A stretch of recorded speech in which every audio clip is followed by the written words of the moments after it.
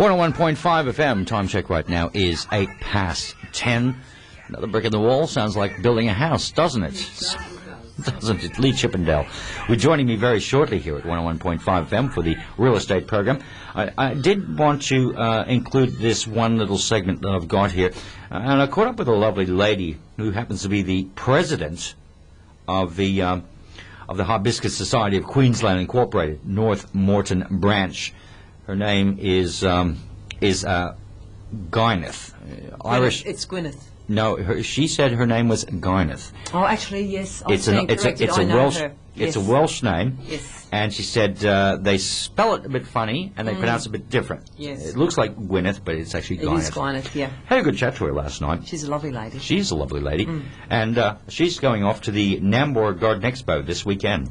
I'm very well, thank you, Shane. Now, for Saturday, I understand you've got a big event happening. We have a monstrous event happening. It's the Nambour Garden Expo. It's 3 days, hectic days, I think you might say, but we love doing it. Friday, Saturday, Sunday, at 8 o'clock in the morning it starts, and Friday and Saturday it's finished at 5, and on Sunday at 3:30. Tell us about some of the different varieties of hibiscus that are available.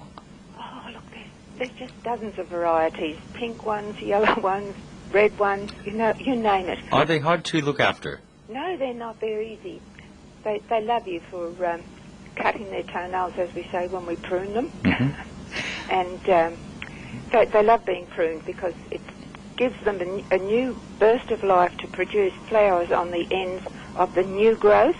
And that's where all the flowers come, is on the ends of the growth, not as normally down a stem like you see a lot of normal flowers. So my understanding is you can get a number of flowerings per year. They flower normally from about February until August, which is quite a good length of time. It certainly is. It is. And it's wonderful because in that time we have all our garden shows, we have our meetings, and we have, I do a lot of talks to the retirement villages. I did one on Monday, and look, we just have a lot of fun. It really is. Do you guys have a website? Yes, we do. It's www.hibiscus.org.au. Gwyneth also tells us that she has a meeting on I think it's the 14th of July, and just a little bit of details on where she's going to have that next meeting. It's actually at a person's place. That is just our normal monthly meeting, and what we do, instead of having a hall or anything like that, we have members' gardens, and that allows the members to share their joy and for the members to enjoy the other members' gardens. And can anyone just rock up, and if they're interested in becoming a member, they can do that at the same time? We would be delighted to have them. Okay, where do you go for this next meeting you're having? The next one is at 48 Bestman Avenue in Bribie, the Bestman Road, just at the roundabout before you get to Bribie. That's in Bongaree. It's in Bongaree, yes. And that starts at what time?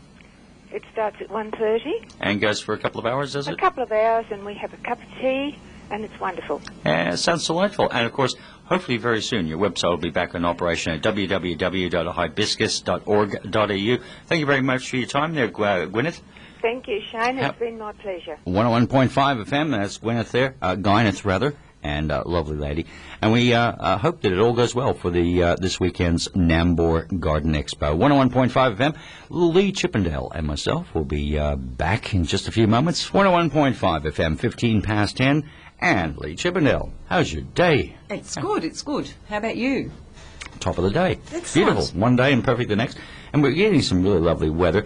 And people, I saw some figures the other day. Housing purchases have gone up by 1.4%. I think it was, this was on the ABC, if I remember correctly, a 2.4% downturn on buying units nationwide. Yeah. Why is that? Look, it's a myriad of reasons. And all fluctuates, doesn't it? Everything. And I mean, it just can depend on so many things. It's, Could depend on how you wake up in the morning, exactly. I guess. There's so many things. Units depend on different people's needs and circumstances, as do houses. It's just one of those things. Yeah. So how do you feel? How do you feel about the next 12 months? How do you think things are going to pan out? Yeah, I wish I had my little crystal ball there. I wish we all had one. Yeah, I do. But look, in all honesty, the market has improved to what Yeah. it was a few years back, and seriously, it needed to. Yeah. But there is, I believe, a little bit more confidence out there. Obviously, the lower interest rates have helped people be able to get into the market. Prices of homes have reduced, which is good if you're buying into it. That has not been so good for some people who have wanted to sell, but because of the loss in equity, they haven't really been able to. People have become a little bit complacent, though, with the low interest rates because they're spending a bit more, too. I've seen some studies come out on that. I think Well, there was that's what they're hoping to achieve. I think there was one quote that came out that said a higher number than normal of mortgages weren't being paid back on time. Did you hear that one this week? Well, that probably comes into a lot of mortgage repossessions, that type of thing. Not due to the low interest rate. It's due to people being Oh, a little okay. bit lazy, I guess, do you think? Well, they're silly if they're doing that. Indeed. It doesn't reflect well when they go to borrow again. No, it doesn't. But that's not the whole market. We're No. not trying to say the whole market's like this. It just was an interesting figure that came up from the ABC the other day. Yeah. Huge fan of what the ABC do. They certainly are the cornerstone of broadcasting in this country, and it's Yes, they always have good to- their research is pretty well founded. They do. But locally here in the Moreton Bay region, not too bad, though, up here. No, look, we're going okay. Look, and as I say, the market definitely has improved. Yeah. People are starting to sell and buy. So, look, real estate through the ages, in all honesty, they've always sort of called this 7-year cycle. And if you go back through history, it seems to be the truth. We have these cycles. They seem to be the 7-year highs and lows. And that still holds true even today? Very close to it. I Really? mean, even with the hard times we've had of the last few years from about 2007, 2008, we've had some hard financial times throughout the world. So these cycles, they're related to the stock market cycles as well? Look, they're related to many things, but it's just that if you do go back, even back into the 1800s and so forth, Still. you will see, if you ever do, they always say that seems to be a 7-year You know what I'm cycle. going to ask you next is No. where are we in this cycle at the We're moment? going up. We're getting back to getting there. That's good to what hear. I'm saying. Wonderful news. Well, it's definitely better than it's been, and that's encouraging. So what do we got for Well, today's today program? it's the beginning of the new financial year. Boy, Yeah. didn't that come around quickly. Party time. So all the end of financial sales are on, but as far as real estate goes, I just thought I might touch a little bit on quantity surveying on your properties as an investment holder, if you have investment properties. Okay. Look, now's a really good time. It's the beginning of the new financial year. So a lot of people, many people don't bother about getting quantity surveying done on their investment properties. They just normally do the, depreciations and so forth, which is fine. Yeah. But with proper quantity surveying, it's much more detailed, and it's probably a better way for you to maximise the benefits of your investment property. Okay. What else are we going to touch on today? Today I also wish to speak on a few little things. It's really basic stuff when it comes to selling, staging your home for your first impression. So many times we just forget the little things. And so just touch on some of those little things, because as I said before, the market is improving. So it doesn't hurt just to sit back, stop, and because we live in our homes, we sometimes forget to try and look at them objectively, Or because worse- they are our home. Or worse still, I'll do it tomorrow. Yeah, exactly. And, we're all busy people, and that all comes into it. Then if we have some time, I'd like to talk about, and I have mentioned this before, and it's something that's happening more often in our area. More properties are being sold by auction. Yes. So just a few auction tips for the purchaser. Okay. So, yes, for them to sort of be, just that little bit more aware and prepared. And adding more to more real estate in the Moreton Bay region and Lee Chippendale. Let's Okay. go on to our first subject now. Okay, so we just said about quantity surveyors. So basically, this is just a little bit of a report by a gentleman called Paul Mazzoletti, who is the director of Napier and Blakely, who obviously are quantity surveyors. So basically, these people go through and try to get the best tax benefits they can for you from your property. Some of the things they're saying to look at, when you're buying an investment property, whether it be commercial or residential, we'll just touch on residential today, the things to sort of look for and how to get the best benefit out of it. So whether the investment's residential or non-residential, some of the basics that will apply. So what will it cost when looking at your property? what risks are involved. These are all the things to take into consideration. What will the return be when you get your property? There's multiple things that go with that. So what's it going to cost long-term, short-term, medium? Are there capital expenses? Are there repairs and maintenance and things that you need to do to the property? What are your legal obligations? What can they be spent to retain the tenant? And what risks are involved? So these people will come in, they'll assess all that sort of thing with you and help you. They also go through and they will actually check the pricing and go through very in a defined manner your stoves, your bench tops, your kitchen tops, your hot water systems, all of these things, and they'll be done in much more detail than just a normal depreciation. Will they look at the efficiency of these devices like your Those stoves? sorts of things would come into probably the pricing in that. Obviously, ones that are more efficient and so forth may cost more. Because I think a Those lot things of people come now into are it. looking for places that got energy-efficient equipment Yes, in there. definitely. Well, and also if you're building them, it's sort of more or less It's required now. these days. So when these people come in, obviously there's a fee involved, which you can claim through your taxation when you do your tax at the end of the year. So if you are wanting to get the best benefit you can when you're buying an investment property, I'm not saying you have to, but I'm saying it's probably advisable to consider one of these companies to look at. Another thing just to consider, and this is now just touching on investment properties generally, if you're looking at going that way, with your quantity surveying, it's probably best to try and get that done when you first purchase the property. Okay. Okay. How long does this process take? Oh, they can do it. These guys will come in, they'll just do it in like an hour or so, depending on how big your property is, you know. But they go through and do that all. But the thing from our point of view as property managers and so forth with our agencies, if you're doing this and you have just placed a tenant in there, make sure you get in touch with us so that we can give them a Form 9 so that they know that the people are going to come in and carry that out.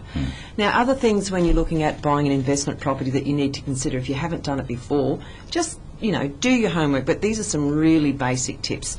First of all, when you're looking at an investment loan through the bank, they're usually at a higher rate than if it's your principal place of residence. So be aware of that. Your stamp duty is going to cost you more than if it's your principal place of residence. But remember, all of these things can be claimed as a deduction, and obviously you work through that with your accountant. We're not allowed to give you that information. They will give you all that information there. Another thing with an investment property, if you do have one, many people shy away from having a pool for an investment. Yes. Many people, and there's That's right. reasons for that. High maintenance is one of them, obviously. Yeah, exactly. Again, if you have a pool maintenance person in there, all of those fees can be, claimed with your tax.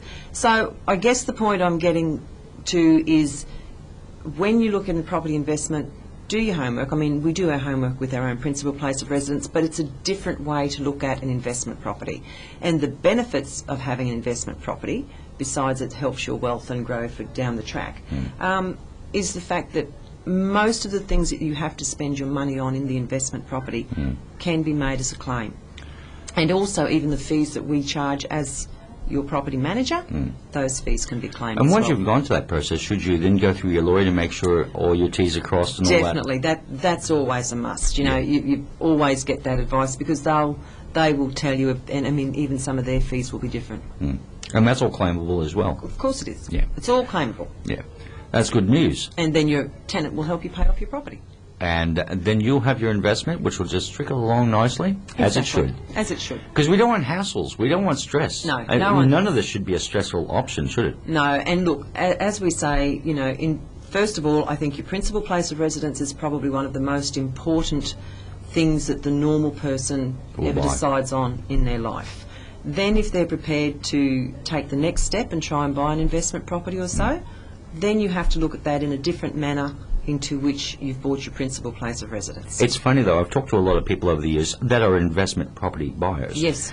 And they say once you get past the first one, Yes. the third, fourth, and fifth, a lot easier. Easier, a lot Because easier. you've Well, gone you- through, you've gone through all the stress of the first one. The rest are just a piece of cake. Well, I don't know that they're a piece of cake, but you are more informed and you Yeah. have much more You got that knowledge experience. and you know more of what you're looking Yeah. for and what you're after. And if you've got the same team of people working with you, of Build course, up a they're trust. familiar, then, the trust factor really exactly. amounts to a big thing. Yeah. Well, that's awesome. And coming up shortly, we'll be talking about Staging your home for your first impression. When you go to sell it. 101.5 FM. Nice stuff there from Michael Jackson. He's got some nice stuff in here about real estate tips and much more. Lee Chippendale, what else have we got down on our Okay, list? just some very little basic tips when you're selling your home.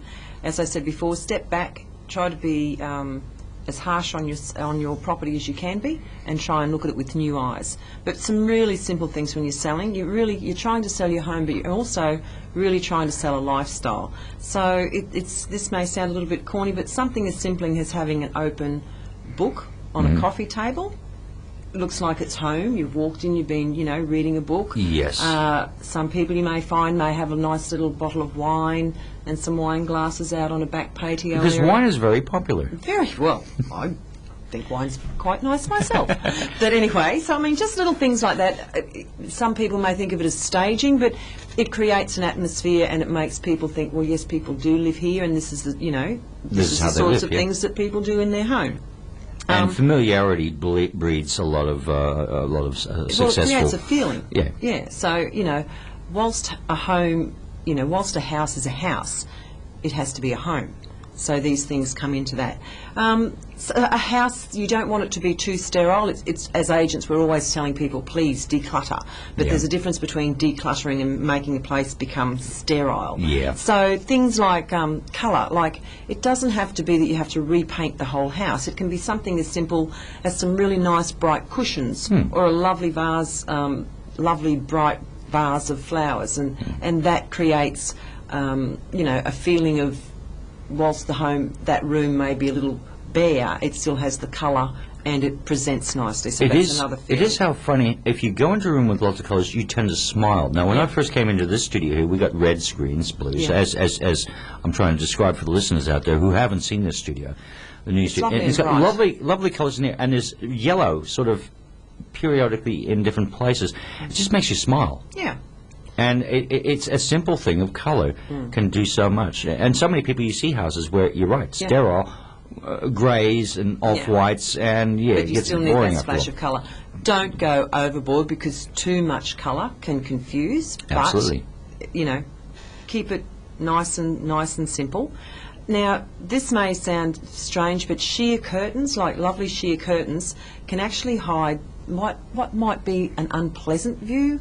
It might not be something, a neighbour may have an untidy hedge or something. So just sheer curtains, whilst it still lets in the light, so that the house is nice and that room is light. You don't see all the fine detail of the thing that looks a and bit ugly. It's not a good that idea. you're trying to misconstrue or be deceptive. It can break that. Oh, look at that sort of thing. It makes it a little bit less important. Yeah. And of course, it'll give them an impetus, obviously, to keep those sort of sheer curtains Yeah, there and they later work on. with the place and they look nice. Now, something that's happening, and in my opinion, has to be done in the right way, but you'll find that there's some buyers now, because they love their home and there's different parts of the home that gives them enjoyment with their gardens and so forth. Some people actually have the little photo albums that flow through and sort of can have that on display, or Yeah. you may just have a really pretty part in your garden that you might just have a photo of in your home. So Now- again, you're bringing a connection, of this is the sorts of things we enjoy in our home. And that brings me to another question. I mean, having a well-appointed, not beautiful, not to the extent of being perfect, but nice garden settings. Definitely. And simple things. And you know. presentation. And And it all presentation. comes back to those types of And things. sweeping the pathways. Yeah, definitely, exactly. Don't laugh. That's You important. seriously? No, worst thing you want is you have got The to get leaves you through everywhere. through all the leaves. Yeah. Yeah, exactly. Okay, allow as much natural light into your home as you can. Well, I know we've been saying just before about sheer curtains, and that's fine. But the worst thing in the world is to walk into a home that feels dark because you've got all the curtains drawn and. Let natural light into your Well, home. that'll give you a bit of negative energy. We don't want that. Okay, Shane, that sounds very good. Feng shui or whatever they Yeah, say. it does work because we all know that if a home is bright, you tend to smile. Yeah. a little bit of colour, as you said, and everything in moderation. Exactly. And you don't want to have any chance of anything negative getting into that. Exactly. So you brighten it keep up. it nice and light, keep it bright, and keep your curtains open. Make sure, if no use having your curtains open if your windows are filthy. So if you have your windows and your curtains nice and open, please make sure your windows are clean. So just, nice and clean, minimal, so decluttered, and natural light. So, and with the other little things we've talked about, and that's just sort of the inside. We can talk all day about first outside. presentations outside, but they're just some simple little things. But each one of the things you've mentioned are extremely simple little Very things. And it's the basic. little things that make the big things grow. Minimal cost. It's not as if you have to spend a fortune. They are just such simple ways of making your home feel more at home. And that's what we want. We shall talk about next. Auction tips. Ooh, auction. We love auctions. And they can be a nightmare, but even we'll demystify that as well for you, because there's shall some try. simple tips to take a hold of an auction. 101.5 FM, it's 22:11. And we're going to talk about some auction tips for buyers. So just basically before we go into those points, just so that people realise, basically the two main ways that people buy and sell properties is through what we call private treaty, where your home is just put on the market for sale with the normal, for sale sign. You go through the process of inspecting the properties and making offers. Then there is the auction, where in all honesty there's more of a time frame put on when the auction's going to be held, and you have to bid for that property. But as we said in a time before, that you should actually go along and see some auctions and get a bit of an idea how it all works. Yes. And, There's some and the of the procedures. points I will cover, definitely. Yes. That's all still to come. 101.5 FM. It's now 19 to 11. 10:43, almost 10:44 right now. Okay, some auction tips for prospective purchasers. The first thing before you even think of considering or bidding on a property at auction is start doing some research, start studying, okay? Try to find out the true market value of the property, and by that, you go around, you look at properties, you look at houses, you ask questions, you ask agents about what properties have sold for in the area. That can give you some information. Now, an agent, when a property is going to auction, there is a reserve price put on that property. Now, obviously, the auctioneer or the listing agent of the property can't disclose what that reserve is, but so therefore it is up to you to try and have some knowledge. So do your research, don't go in there blind. Know what you feel the price of the property is going to be around. Is there any way of guesstimating what this reserve there's price might be? so- Is there a magic formula that you can apply? Look, there is so much information out there with so many different websites and so many different things. People can do a lot of research themselves. Look, don't be afraid to ask the agent. Go to different offices, go to the agents, ask what things have been selling for. You can actually pay a fee to your lending institution if you want, and have a registered valuation, even sort of like registered valuers give an idea. That's a fee, but I mean, that can be a big call if it's not really going to succeed. But look, just do your research. There's so many things out there that you can look up on and just find out what prices are going for. As a guesstimation, now, you could probably sort of half guess that a property, say properties have been going similar type of houses, similar area. Exactly. They've been going for like $350,000. Yeah, Let's so say, you for know example, you've got you'd probably say, well, look, the reserve price might be around $320. Exactly, or Is- $330. Yeah. And then that comes back into, again, having done your homework, knowing the property. Go, and you tipped on it before, go to as many auctions as possible. If you found this house and it's going to auction on the 10th of July or, the 10th of October or whenever, try to go to auctions prior to, just to get the feel of how an auction works. Can you ask who the auctioneer is going to be and perhaps go to his particular auctions in the same area and get Of course you used to can. that particular person? Of course you do can. that? But look, every auctioneer, like I'm a registered auctioneer, and I mean every auctioneer has... Really? Yes. Every auctioneer has their own little way of doing things as Do you well. take your little gavel with you and I everything? take my gavel with me, and I love going sold. Tell me when you're going next. I'd like to watch you in action. Oh, would you just? I Well, I would. have one down on a little seaside spot coming up in Really? next month. But anyway, I'll Okay. tell you more about that yeah, later. I'll watch you in action. And actually, the auctions I really love doing are the auctions for the National Breast Cancer Foundation, because Yes. I do a lot of charity auctions, and they're great fun.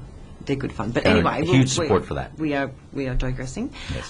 So as I said, get back to finding out the procedures. Go to the auctions and find out how they do it. Again, now, the next point, probably the third point, if you really do like a property, don't be afraid to go there just the once. You can go there a few times to get familiar with it, really look at it, because you can go through a property once and miss so many little things that you just haven't missed, and you'll go home and you'll think, oh gee, where was the linen closet, or oh, what was that a gas hot water system, or was it electric?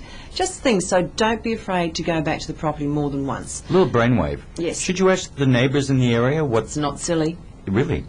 Look, I've bought properties obviously myself before, and I haven't been afraid to go and say to the neighbours, what's the area like, particularly if you're buying outside an area of where you live. And that's another subject we could talk about. But basically, ask your neighbours. Neighbours love to have a chat and tell you all the information. If you are really serious about the house, before you go to auction, my advice for you also is get a building and pest inspection done. Sometimes at auctions, the property has already got a building and pest inspection done by the seller. That's fine. If you're still not comfortable with that and you wish to do so, pay the fee, have the building and pest inspection carried out before you proceed to auction. So that's the next thing. I guess your next point, make sure you get legal advice. Now, go to your solicitor. At an auction, there is always the contract of sale displayed, and if you ask your listing agent of that property prior to, they're more than happy to give you a copy of the terms and conditions of that contract when it's going to be auctioned. So ask for that. Go to your solicitor, ask them any questions you're not sure of there first off. So do that. That's, no agent will mind giving you that. Be prepared. Do your Definitely. research, be prepared. Simple as that. One of the most important things when it comes to auctions, be financially prepared. Like, so many people, they'll buy a house and they say, oh, we've had pre-approval done. Depends on how those pre-approvals are done, because they have to get down to the nitty-gritty. So you don't want to go and bid on a house and then all of a sudden you've got to buy that house. But if it's sold under the hammer, you have to have the money there. And know your limits. Yeah, that's another point. Stop jumping ahead of me, Shane. Very good, Shane. I'm learning off you. You're doing very well. Okay. But look, just before we get on to that next topic, Shane, make sure you have your deposit ready. Usually it is 10% that's required. Was that all? Well, if you're, I suppose, got a yeah. $400,000 Yes, property, you've got a $40,000 sitting there. Okay, that's just your deposit, then you've got all your other fees. So make sure you know where you're at. Okay, then we get to auction day. So if you've done your homework, you've got your building and pests done, you know that you can bid X amount of dollars, okay, register. You cannot bid without registering. You have to be a registered bidder in order to bid. So bid, get yourself registered. It's no use going there and putting your hand up to bid when you haven't registered. Is that the only signal you can use, or can you do the blinking and all the rest of it? And the this and the that. Look, there's a lot of fun that can be had with that. But my next thing was going to be, make sure when you do bid, you bid well, bid strongly, bid boldly. We will often give out like battens. Some people are just happy to put their hand up. They may just be given a number on a piece of paper, and that's simply so the auctioneer and their assistant knows that it's number 5's just bid 350,000 or whatever the case may be. So, do that. So, if you're going to make a bid, be strong, make it. Don't sort of half do this or half do that, and the auctioneer doesn't know what you're doing, whether you've got a twitch or whether you want to bid. Okay, so, yeah. Keep your cool, I think, is one of the most important things. Make sure if you think you're going to be too emotional or too nervous and you don't think you can do it, or you think you're going to be a nervous wreck and you're not comfortable with it, have somebody you trust to bid for you. However, that person has to be registered on your behalf, and the auctioneer has to know that they are bidding on your behalf, and there is a form that's required to be filled out for that. I guess the next 2 points, I think, know when to stop. Yeah, because it's an emotional thing. And it can get quite exciting if it's one of those properties that there's a few people bidding for. Especially if it's, 30,000, 40,000, and it's going really quick, as it's going up. Yeah. And, of course, you can get really caught up in the moment. So if you know you've reached your limit and it's still going to go above your limit, for goodness sake, stop. just Walk away? stop bidding, walk away, and just think, well, maybe I just was not meant to get that home. You know, as much as you might be heartbroken at the time, don't continue to bid, because if you've bid and you've gone 30-odd thousand above what you can afford, and all of a sudden you cannot afford to buy that property, you're in all sorts of trouble. You are, especially if you don't have that sort of money coming in. Exactly. And I think the last thing, you know, be prepared, because if you're fortunate enough and that gaffle goes down and you've won the property and you've obtained it, you have to be prepared. You have to have your 10% deposit ready there and then, because you will be required to sign your contract there and then. So you know that you've been to your lawyer or your solicitor. You know that what you're signing is what you've spoken about and discussed with your lawyer. So you are comfortable to sign that contract. You understand what you're signing. You've paid your 10% deposit.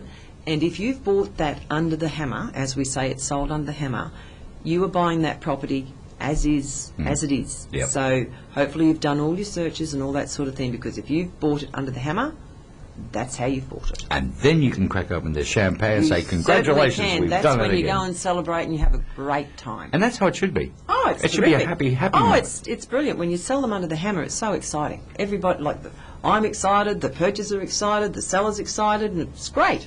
It's terrific. It makes you just want to become a real estate agent, doesn't it? Oh, definitely. Lovely stuff. It's 8 to 11. Well, that's about That's a it wrap from for me. us. It Yes. is, Always yes. good to have you company. Thank you, Shane. I look forward to it in 2 weeks' time. See you then.